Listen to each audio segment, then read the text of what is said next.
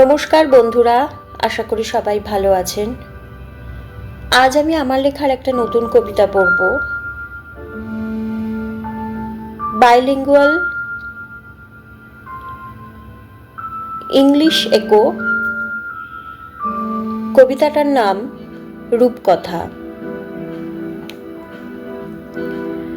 তার সব থেকে কাছের ছিল ছোট ছোট করে মেঘেদের মতো লাল নীল শহরের বুকে নতুন নদী তৈরি করা।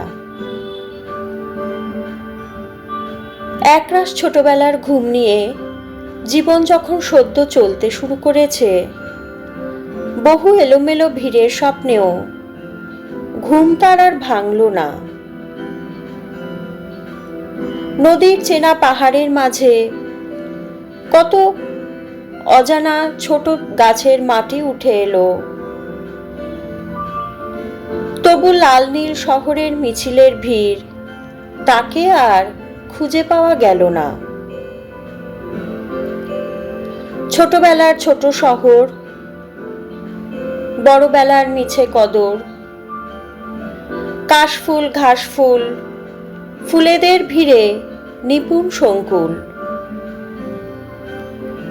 ছোট ছোট কিছু পাখির আঁখি, দিনভর শুধু তার কথাই ভাবি।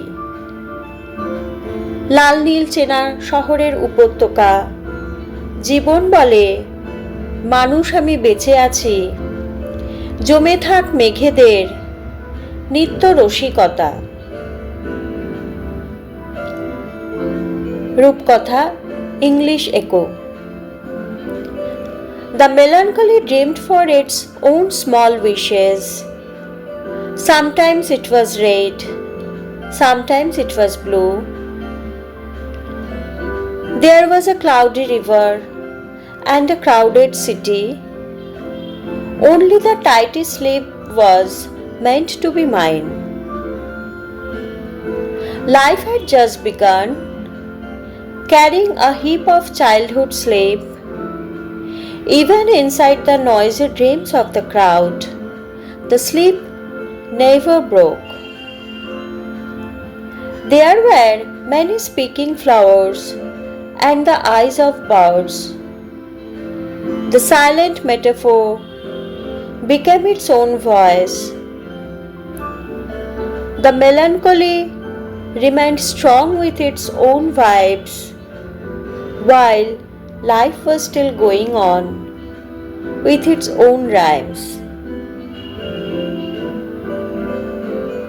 Penned by Joyita.